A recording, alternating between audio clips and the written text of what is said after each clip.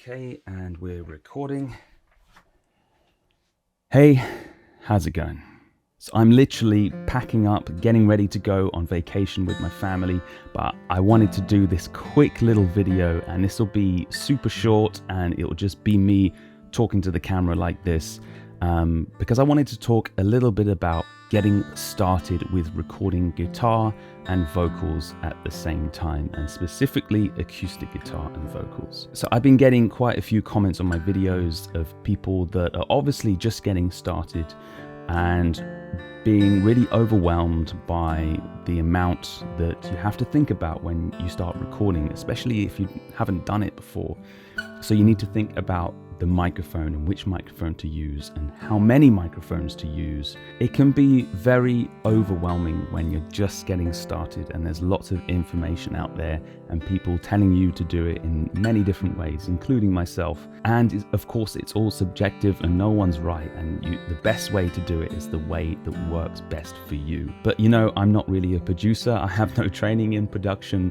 I don't consider myself a producer. I'm just a musician that plays guitar and sings, and I enjoy talking about it, and I enjoy making these videos. There's this one thing that I really like to talk about a lot, and that's what I call performance-based recording. And I know that's obvious, but it's something that I truly believe in. You could have the worst quality recording in the world, but if your performance is amazing, then it kind of doesn't matter. I think people will notice way more if the performance is not great over the quality of the recording. And that's something that I think a lot of people forget about, including me, because it's easy to get excited and inspired by different microphones and gear and stuff like this, and go really deep in the technical things.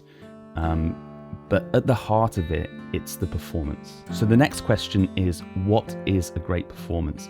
And what I think a great performance is might be different to what you think a great performance is. I think for me, it's two things. One, everything needs to be played the way that you wanted it to be played, the way that it was written. So that's technically, you need to be playing the right notes. And number two, and potentially this is way more important, is the emotion that you wanted to convey coming across in that performance. Because 9 times out of 10, I would choose a take that has way more emotion, but maybe has a few mistakes in, over a take that has less emotion, but has no mistakes at all. So let's say that your performance is great. When it comes to the recording part and you're just starting out, the simpler, the better. You don't want to make things too complicated for yourself, especially when you're starting out, because you want to concentrate on the performance. So there's lots of examples you can look at on my channel where I just use one microphone to record a song. I like to use ribbon microphones, and that's just a personal thing. You don't have to use ribbon microphones, but I find it just works well with my sound and the sound I want to capture. I've used this microphone here that I'm talking to you on. It's a ribbon microphone for capturing guitar and vocals at the same time, all in one take. You can find this one here. I've used this one for capturing guitar and vocals at the same time as well. This is another ribbon microphone. As I say, I like to use ribbon microphones, but that's just a personal taste of mine. You can also use something like this. This is a Zoom H4n Pro. I've done a few videos on this. This is really, really good, and you can hear some examples of these videos.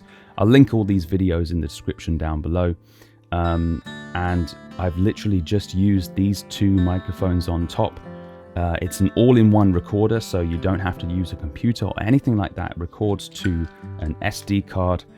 And that's it. You know, something like this is really good to starting out with, and the microphones are really good quality, and you can record guitar and vocals and capture a really nice performance. Another thing with performance-based recording, I feel like you have to capture the guitar and vocals at the same time to really capture the great performance. I've tried to record guitar and vocals separately in the past, and I feel it just doesn't capture the performance in the same way. Of course, you can experiment, and if you prefer to record guitar and vocals separately and then mix them together in a DAW or whatever, then of course you can do that. That's great. But I just feel personally for me that it doesn't capture the performance in the same way. And if you think about it, what are we trying to do here with recording? We're trying to capture a moment in time. And that to me is what a recording is. It was what it should be. It's capturing a moment in time. And this moment can't be repeated, not exactly the same way it was. And that's what makes it special to me. So I really truly believe that recording things together in the same room at the same time has this certain magic that can't be repeated by recording instruments separately and then mixing them together. So if you're going to capture a moment in time and record your performance, you got to make that moment as special as you can. So once you have your great performance and then you have your microphone and something to record it on, then you need to find a good room, a good sounding room, and the position of the microphone compared to you and compared to your guitar and your vocals. And this is something that I have talked about in previous videos. Again, I'll link them down below. I'll have a list with all these different things so you can find it easily.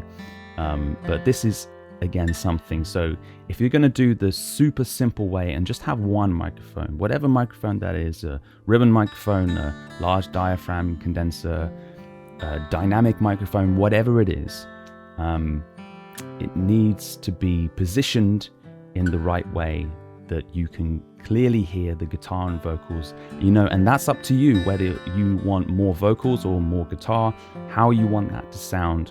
I don't want to dive in too deep into this subject right now because I'm just kind of going over things, but you can look at that in some of my other videos, which again I'll link down in the description below. So find a room that doesn't have too much blank walls in, lots of carpets, curtains, furniture. This is a good start.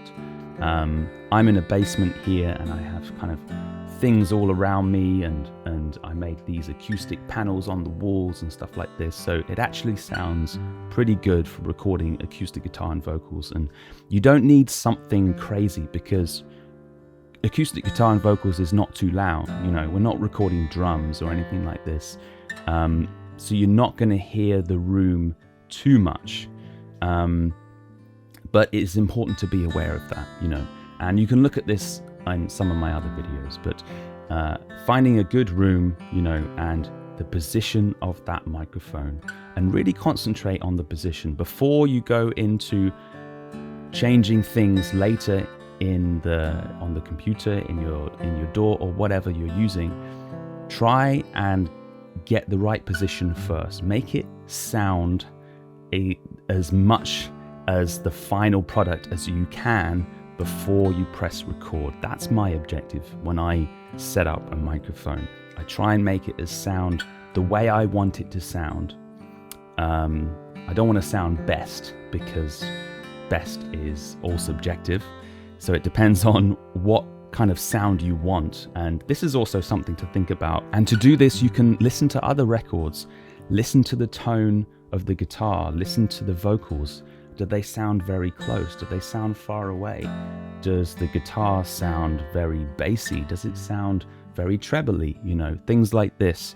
Move the mic around. It's all trial and error. Record little bits, have a listen.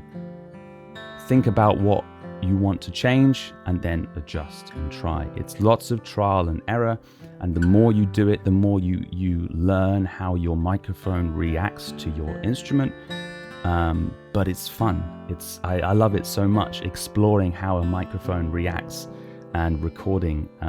This is the fun part. Move yourself and the mic in different positions in the room and just hear what sounds best to you.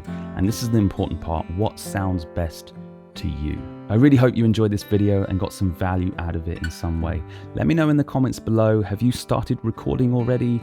Or are you overwhelmed with recording? Or if not, have you got some tips for other people who might be overwhelmed? What microphone do you use? Things like this. Let me know in the comments below. I'll be really interested to hear. I love reading all your comments. Thank you so much, and I'll see you again in another video very soon.